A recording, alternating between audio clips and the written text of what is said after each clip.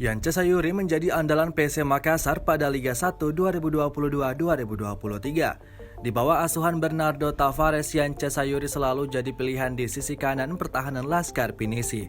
Terbukti dari 10 laga bersama PSM di Liga 1 musim ini, pemain 25 tahun ini bermain 9 kali dengan durasi bermain 613 menit. Gaya permainan Yance Sayuri di tangan Bernardo Tavares semakin matang. Yance Sayuri memiliki determinasi tinggi, sebagai bek sayap kiri mampu bertahan dan menyerang dengan baik.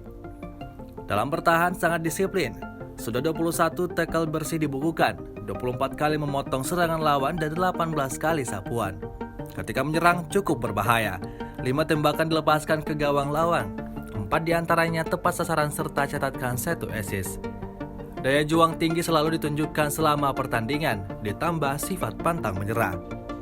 Yance mengaku akan memaksimalkan kesempatan bermain yang diberikan pelatih. Target saya pertama harus bermain 100% di setiap pertandingan kalau diberikan kepercayaan sama pelatih, katanya beberapa waktu lalu. Selain itu, ia ingin bawa PSM meraih hasil terbaik, tidak lagi berada di papan bawah klasemen seperti musim 2021-2022. Yance menilai persaingan di kasta tertinggi sepak bola Indonesia musim ini sangat ketat.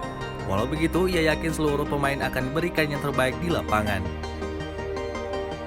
Perjuangan pemain asal Kepulauan Yapen, Papua bisa menembus skuad PSM tidaklah mudah.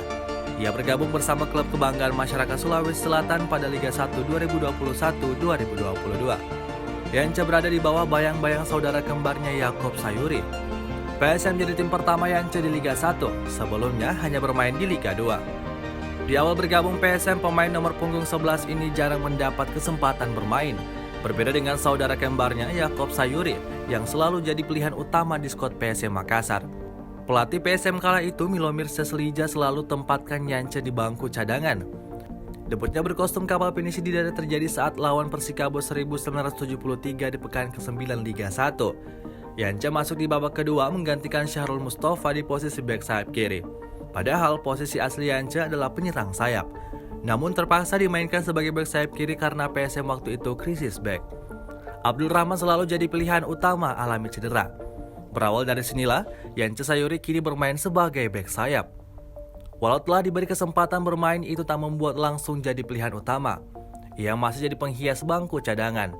Setelah pergantian pelatih dari Milomir Seslija ke Jobgel, Yance baru mendapatkan jam bermain yang banyak.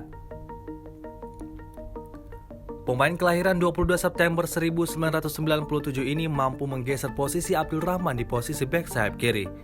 Penampilan yang tak bisa dilupakan musim lalu ketika lawan Semarang di Stadion Kapten 1 Wayan Dipta Gianyar pada Minggu 6 Maret 2022. Yance tampil Spartan saat PSM mengalahkan PSIS Semarang dengan skor 2-1. Dia tampil pantang menyerah, daya juang tinggi diperlihatkan. Bahkan 8 menit sebelum pertandingan berakhir, ia sempat terbaring di tengah lapangan karena mengalami cedera. Namun, dia mampu bangkit dan menyelesaikan pertandingan. Selama pertandingan, dia menunjukkan kekokohan dalam bertahan. Tak hanya itu, ia juga rajin dalam membantu serangan. Berkat kegigihannya tersebut, ditopang dengan kualitas individual yang mumpuni, Yance Sayuri kini menjadi salah satu bek sayap terbaik PSM Makassar.